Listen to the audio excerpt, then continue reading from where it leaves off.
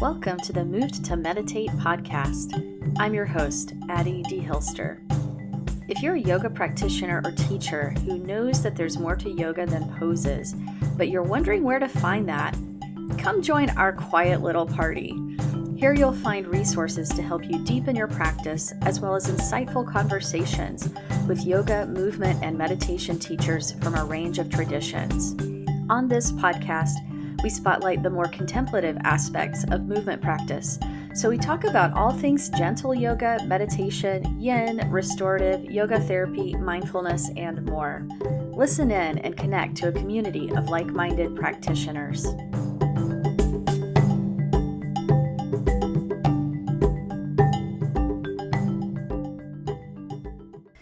Hello, everyone. Welcome to today's episode.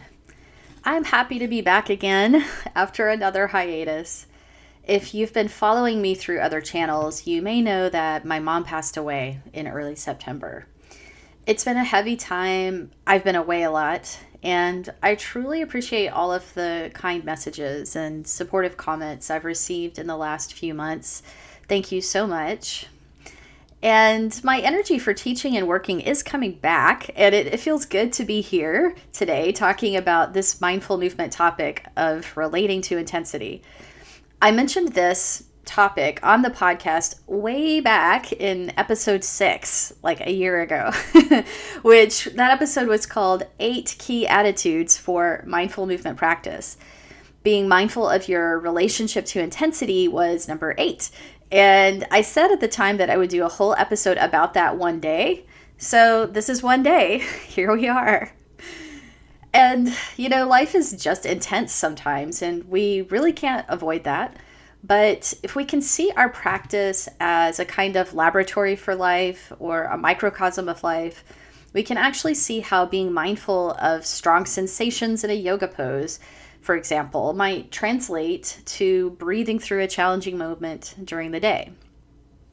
This topic also really connects with one of the things I think people find most challenging about gentle yoga or slower mindful movement practices. And, we don't often think of gentle yoga or slow mindful movement as being challenging, but actually that process of slowing down, the non-drama, the quiet, that can be quite challenging. The not being sure what you're supposed to be feeling. That sense of, hey, is this working? Is anything happening? A lot of people struggle with that, and it's a learning process to get familiar with the subtler and less obvious aspects of experience in movement. And that's where the mindfulness comes in, right? So before I fully dive into this, let me just mention the upcoming mindful movement teacher training, because this is just the kind of topic we'll really be playing with there. Our first training session is October 22nd, and there is an early registration discount if you're hearing this before October 12th. Over the 6 months in the training, we will be studying and practicing movement forms through the lens of mindfulness, exploring how you can take any movement form and use it as a vehicle for meditation. And I've designed it with a few different groups in mind, particularly yoga teachers who want to offer a more contemplative, mindfulness-based practice, meditation teachers who want to feel confident offering movement in their classes, and other professionals like therapists or educators who could use simple mindful movement to enhance their work. So if that sounds interesting to you and you're intrigued by the idea of sharing accessible but powerful mindful movement practices with others, check out the training at movedtomeditate.yoga/MMTT. The MMTT stands for Mindful Movement Teacher Training. We have some fantastic guest speakers too, most of whom have been previous guests on the podcast, like Erica Webb, who will be teaching us about somatics, JPB, who we had a really cool episode with. She'll be there to talk about neuroscience and mindful movement. Terry Littlefield, who was my first ever guest on the podcast, she will come in to discuss truly gentle yoga. And Peggy Burt will be there talking about community building through your classes. So there's lots of information on the website if you're curious, movedtomeditate.yoga/MMTT. And you can also contact me with any questions. So, okay, let's talk about intensity and why it might be revealing to take a look at its role in mindfulness and movement practice.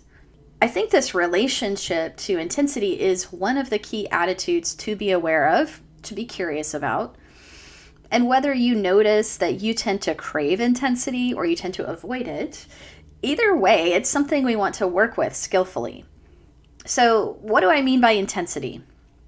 I would describe intensity in mindful movement or yoga as including things like strong sensations, perhaps faster movements, more dramatic or acrobatic poses, or even more intense environments like heated rooms. It might also include intense emotions coming up during practice. So things like that. And right off the bat, I'm not here to say that intensity is bad and that we should always avoid it. There's intensity that just shows up naturally, and then there is intensity that we generate through our choices. And I don't even think that having elements of intensity in the practice is the opposite of cultivating calm.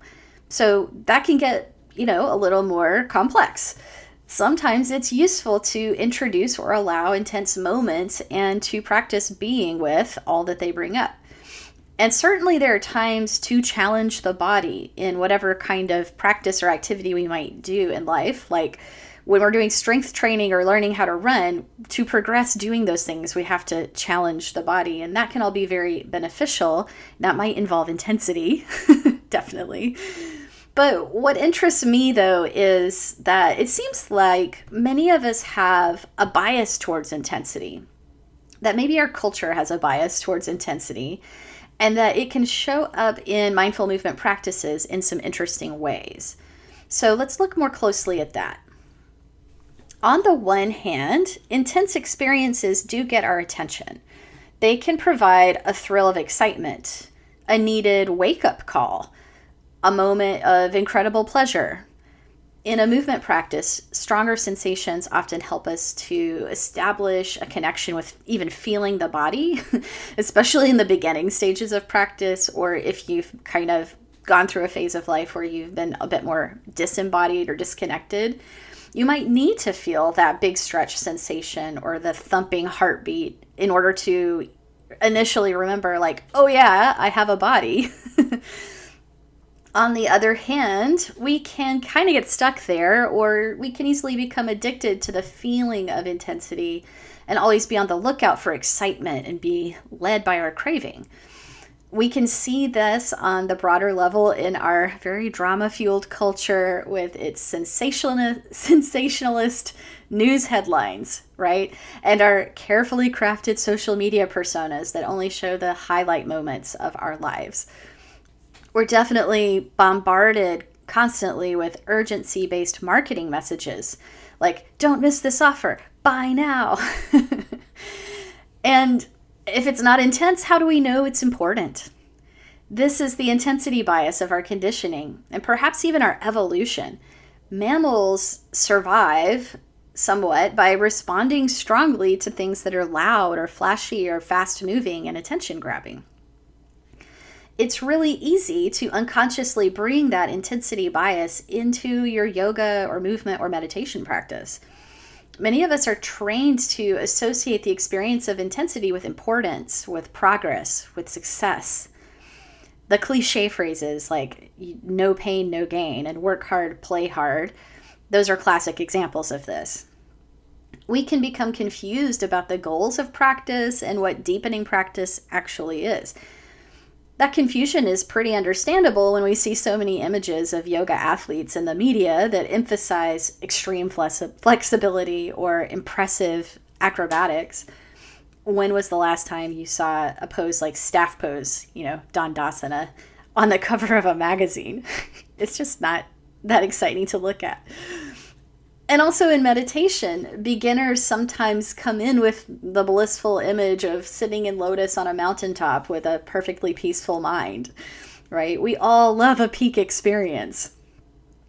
This topic comes up frequently in the yin yoga teacher trainings that I have been leading for several years. And if you're not familiar, in yin yoga, we practice coming into a pose and staying relatively still with it for an extended length of time, usually around 3 to 5 minutes. And I've noticed that this style can have a tendency to attract flexible yogis who already have an affinity for intense stretching sensations. And many of these students, but of course not all of them, but many of them have a background in something like dance or gymnastics or another kind of activity that valued and developed their flexibility earlier in life. So it feels quite natural to them to seek that familiar sensation. For students with less natural flexibility, yin yoga may involve developing a tolerance for the feeling of stretching and learning to resist it less.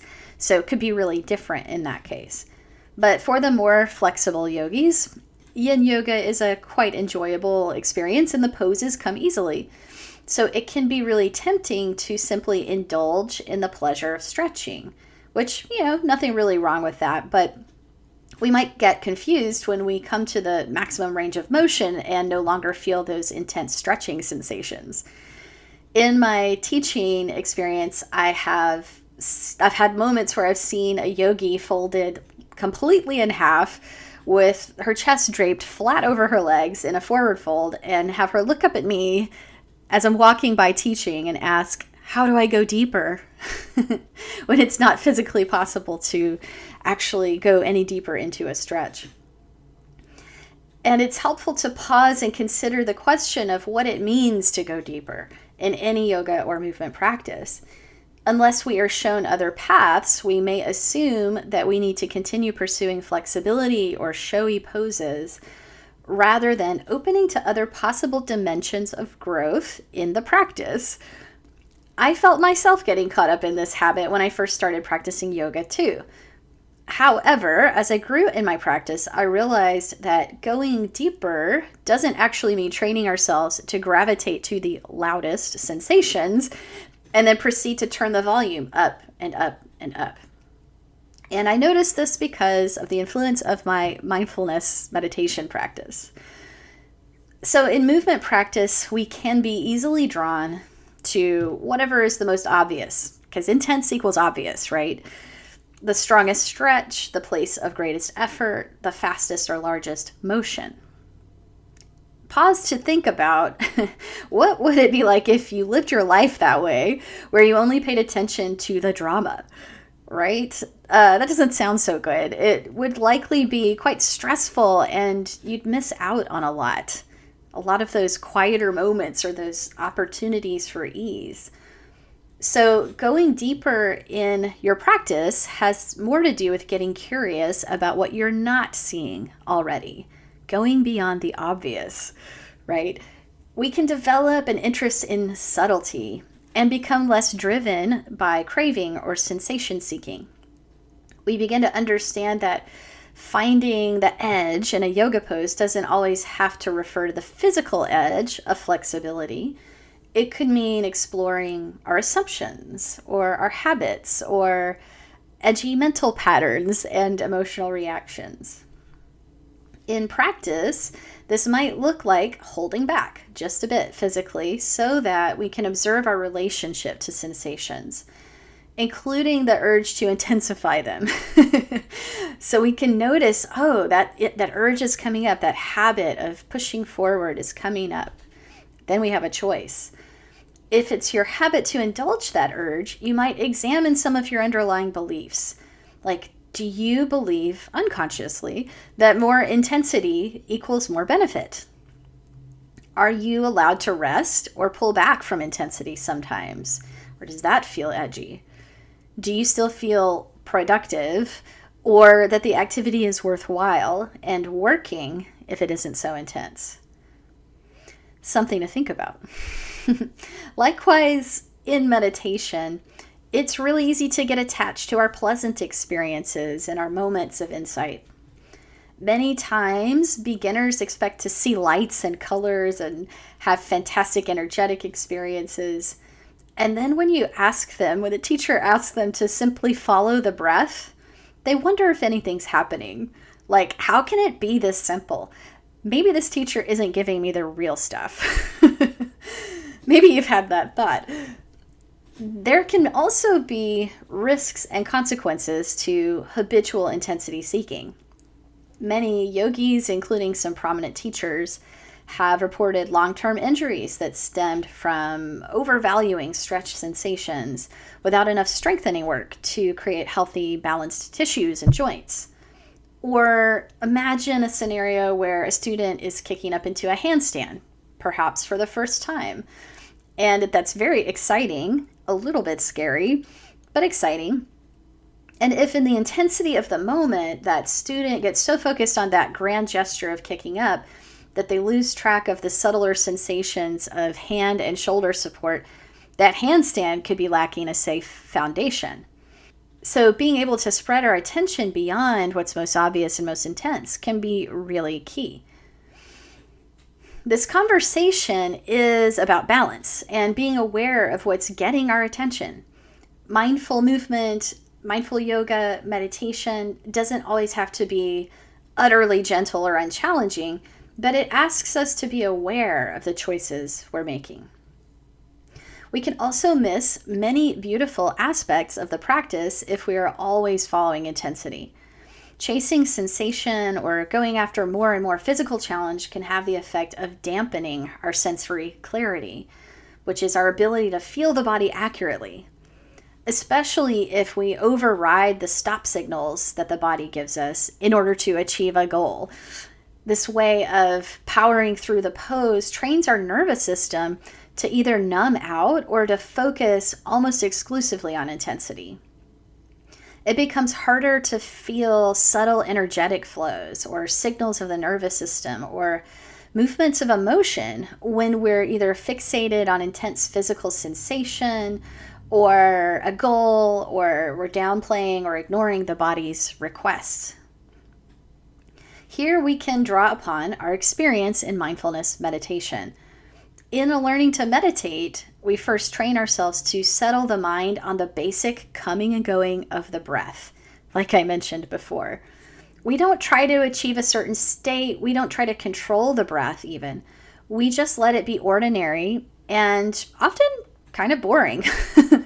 Not only do we start to calm our system through that practice, but we also start to see our resistance to settling down and the reactivity and habits that push us towards being unsettled and restless and seeking and striving and always wanting more. When we're stable and calm, we're able to open our attention in meditation to the broader range of what's arising. And we find we have greater capacity for staying steady through the dramas that do arise. It's not that we are evoking that intensity, but when it comes, we're able to stay grounded. That same can be true in our experience of yoga asana or any movement modality if we apply those skills.